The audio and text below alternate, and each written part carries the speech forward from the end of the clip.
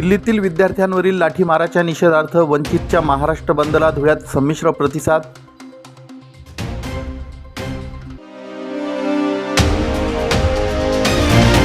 मतदार यादी विशेष सखोल पुनरीक्षण संदर्भात पालकमंत्री जयकुमार रावल यांचं मतदारांना आवाहन।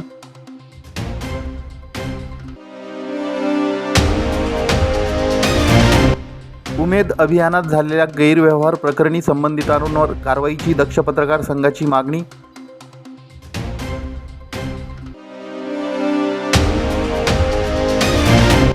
आणि धुळे शहरात डेंग्यू मलेरिया प्रतिबंधासाठी व्यापक जनजागृती मोहीम, प्रभाग 1 मध्ये कोम्बिंग अभियान।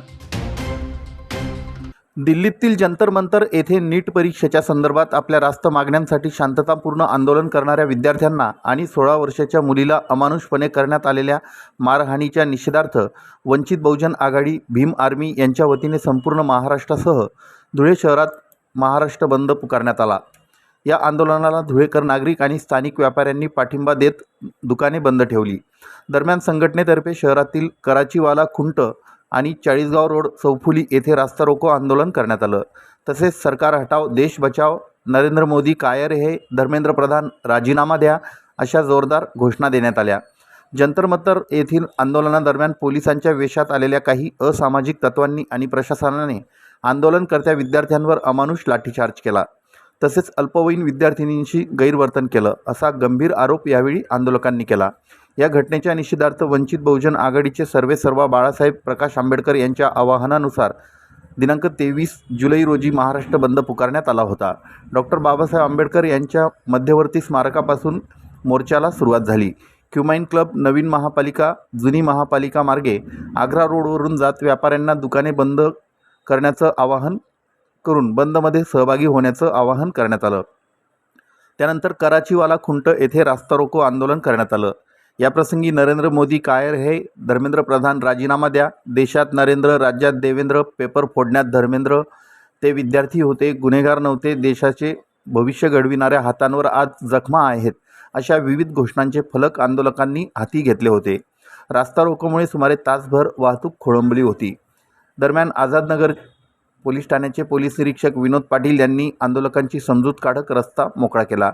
यावेळी चोख पोलीस बंदोबस्त तैनात करण्यात आला होता। त्याचप्रमाणे चाळीसगाव रोड चौफुली येथे देखील रास्ता रोको आंदोलन करण्यात आलं। या दोनही आंदोलनांमध्ये वंचित बहुजन आघाडीचे कार्यकर्ते तसेच भीम आर्मी सत्यशोधक विद्यार्थी संघटनेचे कार्यकर्ते सहभागी झाले होते। आंदोलनात वंचितचे जिल्हा संघटक शंकर खरात, ज्येष्ठ नेते सिद्धार्थ जगदेव, माजी नगरसेवक जितेंद्र शिरसाट, दक्ष पत्रकार संघाचे अध्यक्ष बापू बागुल, आकाश बागुल, शहराध्यक्ष योगेश पगारे, रोहित बागुल, सत्यशोधक विद्यार्थी संघटनेचे राज्य अध्यक्ष सिद्धांत बागुल, भीम आर्मीचे राहुल वाघ, इक्बाल मलिक, प्रनिल महिरे, राज देसले, बॉबी नागबल, निलेश इंदवे, शुभम अहिरे, नितीन मसदे, साई खरात यांच्यासह धुळे जिल्ह्यातील वंचित बहुजन आघाडीचे पदाधिकारी कार्यकर्ते मोठ्या संख्येने सहभागी झाले होते। जंतर मंतरवर ज्या पद्धतीने विद्यार्थ्यांच्या नीट परीक्षेच्या संदर्भामध्ये जे जन आंदोलन चिघळलेलं होतं, त्यांच्या हक्कासाठी ते जन आंदोलनाला बसलेले होते। परंतु त्या ठिकाणी काही पोलीस म्हणता येईल का हा प्रश्नचिन्ह आहे, परंतु पोलीसच्या वेशामध्ये काही RSSचे बडवे त्या ठिकाणी येऊन आमचे त्या ठिकाणी जे काही विद्यार्थी होते, प्रत्येक विद्यार्थ्याला त्या ठिकाणी अमानुष पद्धतीने मारहाण केली। तेच नाही तर त्या ठिकाणी 16 वर्षाची जी काही मुलगी होती, तिच्या पार्श्वभागेवर आणि तिच्या वरच्या ठिकाणी काही पोलिसांनी हात देखील लावले। तर या माध्यमातून श्रद्धेय बाळासाहेब आंबेडकर यांनी आज 23 तारखेला पूर्ण महाराष्ट्र बंदची हाक दिली। त्या माध्यमातून धुळे जिल्ह्यातून माननीय शंकर अण्णा खरात, जिल्हा संघटक वंचित बहुजन आघाडीचे, त्याच पद्धतीने आकाश भाऊ बागुल, योगेश भाऊ पगारे, रोहित बागुल, मी स्वतः दक्ष पत्रकार संघाचा अध्यक्ष संस्थापक, त्याच पद्धतीने राहुल वाघ भीम आर्मीचे आणि संपूर्ण वंचितची धुळे जिल्ह्याची टीम या ठिकाणी आम्ही आज इक्बाल मलिक या ठिकाणी धुळेची जी काही संपूर्ण टीम आहे वंचित बहुजन आघाडीची, आम्ही संपूर्ण व्यापाऱ्यांना आणि धुळेकर वासियांना या ठिकाणी विनंती केली आहे की तुम्ही आज बंद पुकारण्यात यावा। हा बंद काही आमच्यासाठी नाही, कुठल्या एखाद्या पक्षासाठी नाही, कुठल्या एखाद्या धर्मासाठी नाही, हा विद्यार्थ्यांसाठी। तुमच्या घरातही विद्यार्थी आहेत, तुमचाही विद्यार्थी, तुमच्याही घरातला मुलगा मुलगी या ठिकाणी भारतात कुठेही शिकायला जाऊ शकतो. मग ज्यावेळेस असे आंदोलन होतात त्यावेळेस तुमचाही घरातला मुलगा किंवा मुलगी त्या ठिकाणी मरू शकते किंवा मारून टाकल्या जाऊ शकते, कारण की हे सरकारच तानाशाही आहे. म्हणून याच्या संदर्भामध्ये महाराष्ट्रामध्ये बंद पुकारण्यात आलेला आहे आणि हा बंद या ठिकाणी यशस्वी झालेला आहे. म्हणून त्या ठिकाणी मी माननीय प्रशासनाचं आणि धुळेकर वाशियाचं, त्याच पद्धतीने आग्रा रोड जे काही व्यापारी आहेत त्या व्यापारी संघटनेचं या ठिकाणी मी अभिनंदन करतो की त्यांनी आम्हाला पाठिंबा दर्शवलेला आहे. आणि या ठिकाणी आमचं जे काही आंदोलन आहे ते आमचं आंदोलन यशस्वी झालेलं आहे. जय हिंद, जय महाराष्ट्र. बापू.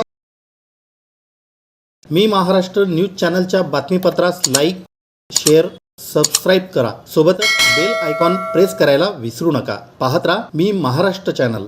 मुख्य निवडणूक अधिकारी कार्यालय महाराष्ट्र राज्य यांच्या वतीने मतदार याद्यांचे विशेष सखोल पुनरीक्षण कार्यक्रम सुरू आहे. मतदार केंद्रस्तरीय अधिकाऱ्यांमार्फत 30 जून ते 8 ऑगस्ट 2026 दरम्यान गृहभेटी कार्यक्रम सुरू आहे. या मोहिमेअंतर्गत 17 ऑगस्ट रोजी प्रारूप मतदार यादी प्रकाशित केली जाणार आहे. 17 ऑगस्ट ते 16 सप्टेंबर दरम्यान दावे आणि हरकती मागविल्या जातील. 17 ऑगस्ट ते 15 ऑक्टोबर दरम्यान नोटीस, टप्पा, दावे व हरकती निकालात काढण्याचा कार्यक्रम होईल. 19 ऑक्टोबर 2026 रोजी अंतिम मतदार यादी प्रकाशित केली जाईल. मतदार तपशिलाच्या आधारे मागील SIR यादीतील आपली माहिती प्राप्त करण्याची सुविधा उपलब्ध करून देण्यात आली आहे. प्रत्येक पात्र मतदाराची मतदार यादीत नोंद होईल. कोणीही अपात्र व्यक्तीच्या नावाचा समावेश होणार नाही. या संदर्भात राज्याचे पणन व राजशिष्टाचार मंत्री तथा धुळे जिल्ह्याचे पालकमंत्री जयकुमार रावल यांनी मतदारांना आवाहन केलं आहे. नमस्कार, धुळे जिल्ह्याचा पालकमंत्री जयकुमार राव बोलतोय. आज आपल्या पूर्ण महाराष्ट्रामध्ये धुळे जिल्ह्यामध्ये SIRचा कार्यक्रम चालू आहे. स्पेशल इंटेन्सिव्ह रिव्हिजन, त्याच्या माध्यमातून मतदारांची नोंदणी ही चालू आहे आणि त्याच्यासाठी प्रत्येक नागरिकाने स्वतः आपला फॉर्म भरणं आणि तो फॉर्म जमा करणं हे बंधनकारक आहे. ही जबाबदारी आहे, हे आपलं कर्तव्य आहे. आणि म्हणून मी या मेसेजद्वारे सगळ्यांना विनंती म्हणजे अपील करतो की हे मोहीम चालू आहेत आणि मग आपल्या घरातल्या प्रत्येक नागरिकाचं, ज्येष्ठ नागरिक असतील, मुलं असतील, मुली असतील, आमचे 18 वर्षाचे मुलं असतील, या सगळ्यांचं आपण मतदार यादीमध्ये नाव नोंदणी करणं महत्त्वाचं आहे. आणि मग आपण सगळ्यांनी त्याच्यासाठी प्रयत्न करावा असं मी आग्रह करतो. जबाबदारीचा विषय, सगळे मिळून SIRच्या यादीमध्ये आपलं नाव नोंदवूया अशी मी विनंती करतो आणि सगळे याला पाठिंबा देतील, लक्ष देऊन आपलं नाव नोंदवून घेतील अशा आशावाद आणि विश्वास व्यक्त करतो. धन्यवाद. जय हिंद, जय महाराष्ट्र. मी महाराष्ट्र न्यूज चॅनलच्या बातमीपत्रास लाईक, शेअर, सबस्क्राईब करा. सोबतच बेल आयकॉन प्रेस करायला विसरू नका. पाहत राहा मी महाराष्ट्र चॅनल. धुळे जिल्हा परिषद अंतर्गत पंचायत समिती व ग्रामीण जीवन उन्नती अभियान उमेद तसेच मानव विकास योजना 2022-23 अंतर्गत महिला बचत गटांच्या नावावर झालेल्या कथित कोट्यवधी रुपयांच्या आर्थिक गैरव्यवहार, शासन निधीचा अपहार, महिलांची फसवणूक, चौकशीची दिशाभूल, पुरावे नष्ट करण्याचा प्रयत्न, तक्रारदार महिलांना राजकीय व सामाजिक दबाव टाकून धमकावणे या संदर्भात दक्ष पत्रकार संघाचे संस्थापक अध्यक्ष बापू बागुल, अध्यक्ष दीपकुमार बागुल, महात्मा फुले समता परिषद धुळे जिल्हा कार्याध्यक्ष सौ भारती किशोर माळी यांनी पत्रकार परिषदेत माहिती दिली. या प्रकरणी संबंधित अधिकारी कर्मचारी उद्धव धारणे जिल्हा व्यवस्थापक, लोकेश सोनवणे तालुका व्यवस्थापक, हेमंत गवते तालुका व्यवस्थापक, ईश्वर पाटील अभियान व्यवस्थापक, वर्षा हिरे, ज्योती पगारे, पराग विस्पुते अकाउंटंट, पंचायत समिती धुळे तसेच या कालावधीत संबंधित प्रशासकीय जबाबदारी सांभाळणारे PD बोटे, अतिरिक्त पदभार सांभाळणारे पवार यांनी संबंधित मशिनरी पुरविणाऱ्या वेंडरला व मशिनरी कंपनीच्या मालकाला हाताशी धरून निकृष्ट दर्जाच्या पूर्ण धुळे जिल्ह्यात पुरविणाऱ्या कंपनीच्या मालकांवर गुन्हे दाखल करून कारवाई करा. ती कंपनी ब्लॅकलिस्टमध्ये टाकण्यात यावी. गरीब शेतकरी, कष्टकरी, दलित, आदिवासी व सर्व धर्माच्या महिलांना न्याय मिळवून त्या मशिनरी परत देण्यात याव्यात, जेणेकरून त्यांचा उदरनिर्वाह त्यांना करता येईल. यासंबंधी तात्काळ चौकशी करून संबंधित वरील अधिकाऱ्यांवर फौजदारी गुन्हे दाखल करून कठोर विभागीय कारवाई करावी अशी मागणी करण्यात आली. माझं नाव भारती किशोर माळी, जय माता दी बचत गट. मी अखिल भारतीय महात्मा फुले समता परिषद याचे धुळे जिल्हा कार्याध्यक्ष म्हणून कार्यरत आहे. आज विश्वनाथ गावामध्ये जी प्रेस कॉन्फरन्स घेण्याचा उद्देश आहे तो म्हणजे इथं जागेवर ज्या मशिनरी आहेत ते बघून आणि आमच्या ज्या सगळ्या माया भगिनी ज्या आहेत यांच्या सगळ्यांच्या न्यायासाठी आज आपण इथं प्रेस कॉन्फरन्स घेतलेली आहे. आमच्या मागण्या आहेत, जे दोषी अधिकारी आहेत त्यांच्या चौकशी व्हावी, चौकशी होऊन त्यांच्यावर गुन्हे सिद्ध झाले तर त्यांच्यावर गुन्हे दाखल करा. आणि आमच्या ज्या काही मागण्या आहेत त्या आम्ही प्रेस नोटमध्ये दिलेल्याच आहेत. 9 ऑगस्ट क्रांतिकारी दिवस या दिवशी आम्ही सगळ्या महिला एवढ्या संख्येने, ही एका गावाची संख्या आहे, असे आम्ही सगळ्या जेवढ्या महिला आहोत तेवढ्या गावातून सगळ्या महिला येऊन रस्त्यावर उतरणार आहोत. आणि 9 ऑगस्ट रोजी आम्ही बिराड आंदोलनाला सुरुवात करू आणि तिथून अमरण उपोषणाला पण सुरुवात करू. जर 15 ऑगस्टपर्यंत आम्हाला न्याय मिळालाच नाही तर 15 ऑगस्ट ह्या दिवशी आम्ही आत्मदहनाचा म्हणजे तुम्हाला आत्मदहनाचा इशारा देतोय की आम्ही आत्मदहन करू जर न्याय मिळालाच नाही तर. महिलांचं आंदोलन करण्याचा कुठलाही उद्देश नाही, पण आम्हाला न्याय मिळत नाहीये म्हणून दुर्दैव आमचं आम्हाला आंदोलन करावं लागणार आहे.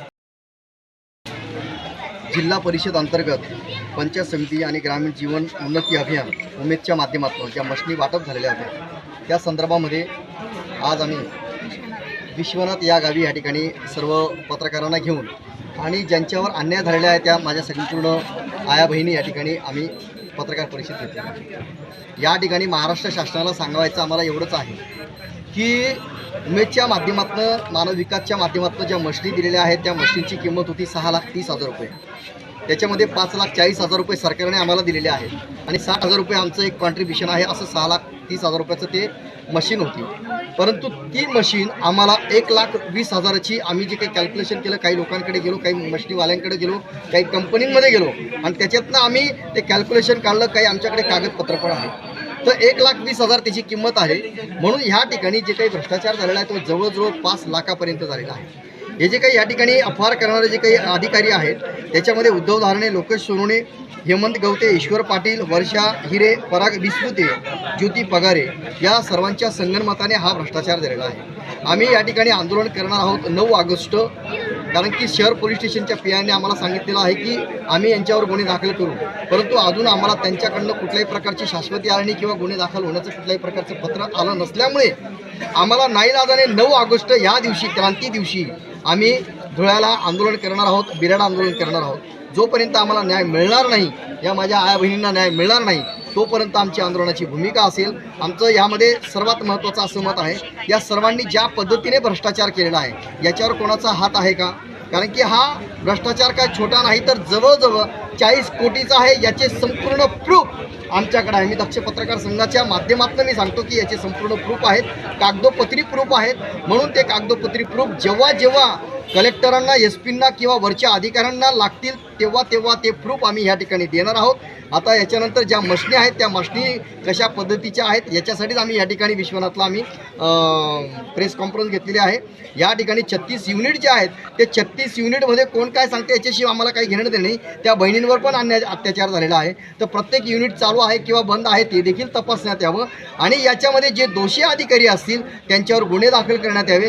त्याच पद्धतीने याच्या माध्यमातून त्यांनी जी काही प्रॉपर्टी जमा केलेली ती प्रॉपर्टी जमा करावी, शासनाला ती जमा करावी आणि यांच्यावर गुन्हे दाखल. मी महाराष्ट्र न्यूज चॅनलच्या बातमीपत्रास लाईक, शेअर, सबस्क्राईब करा. सोबतच बेल आयकॉन प्रेस करायला विसरू नका. पाहत राहा मी महाराष्ट्र चॅनल. पावसाळ्याच्या पार्श्वभूमीवर डेंग्यू, मलेरिया व इतर डासजन्य आजारांचा वाढता धोका लक्षात घेता धुळे महानगरपालिकेच्या वतीने शहरभर व्यापक जनजागृती मोहीम सुरू करण्यात आली आहे. या मोहिमेअंतर्गत प्रभाग क्रमांक 1 मध्ये विशेष कोम्बिंग, फवारणी व धुळणी अभियान राबविण्यात आलं. या अभियानाचा उद्देश डासांच्या उत्पत्तीची ठिकाणे शोधून ती तात्काळ नष्ट करणे, नागरिकांमध्ये जनजागृती निर्माण करणे, साथीच्या आजारांवर प्रभावी नियंत्रण मिळविणे हा होता. यावेळी प्रभाग क्रमांक 1चे नगरसेवक ललित गंगाधर माळी, नगरसेवक सुभाष जगताप, नगरसेविका सौ योगिता कुटे व नगरसेविका सौ उज्ज्वला भोसले यांनी प्रशासनासोबत विविध भागांची पाहणी करत नागरिकांना डेंग्यू, मलेरिया प्रतिबंधासाठी आवश्यक खबरदारीची माहिती दिली. या मोहिमेत नगावबारी आरोग्यवर्धिनी केंद्राचे डॉक्टर गिरी, मुख्य स्वच्छता निरीक्षक लक्ष्मण पाटील, स्वच्छता निरीक्षक मयूर आघाव, मलेरिया विभागाचे अधिकारी व कर्मचारी तसेच महानगरपालिकेच्या स्वच्छता विभागातील संपूर्ण टीम सहभागी झाली होती. यामध्ये भट्टू देवरे, बठू वाघ, निकम मॅडम, खांडेकर, कोठारी यांच्यासह अनेक कर्मचाऱ्यांनी घराघरात जाऊन जनजागृती केली. तसेच भारतीय जनता पार्टीचे सुनील कपिल, अमोल मराठे, संदीप गुरव व सुरेखा ठाकरे यांनीही या उपक्रमात सक्रिय सहभाग घेतला. अभियानादरम्यान घरांच्या परिसरात मोकळ्या जागांमध्ये, बांधकाम स्थळांवर, गच्च्यांवर पाण्याच्या टाक्या, कूलर, फ्रीज, ट्रे, टायर, फुटक्या कुंड्या, प्लास्टिक डबे, बाटल्या, नारळाच्या करवंट्या अशा डासांच्या उत्पत्तीला पोषक ठरणाऱ्या ठिकाणांची तपासणी करण्यात आली. त्या ठिकाणी पाणी साचलेलं आढळलं तेथे तातडीने उपाययोजना करण्यात आल्या. आवश्यक त्या ठिकाणी अँटी लार्वा औषधांची फवारणी, धुरळणी, फॉगिंग तसेच डासांच्या अळ्या नष्ट करण्यासाठी प्रतिबंधात्मक उपाय करण्यात आले. यावेळी नागरिकांना आठवड्यातून 1 दिवस कोरडा पाळण्याचं, पाण्याच्या टाक्या व हौदांना हवाबंद झाकण लावण्याचं, सेफ्टी टँकच्या व्हेंट पाईपला जाळी बसविण्याचं, विहिरी व हौदांमध्ये गप्पी मासे सोडण्याचं तसेच निरुपयोगी भंगार साहित्याची तातडीने विल्हेवाट लावण्याचं आवाहन करण्यात आलं. परिसरातील खड्डे, गटारे व साचलेल्या पाण्याच्या ठिकाणीही आवश्यक प्रतिबंधात्मक उपाय करण्यात आले. मी महाराष्ट्र न्यूज चॅनलच्या बातमीपत्रास लाईक, शेअर, सबस्क्राईब करा. सोबतच बेल आयकॉन प्रेस करायला विसरू नका. पाहत राहा मी महाराष्ट्र चॅनल.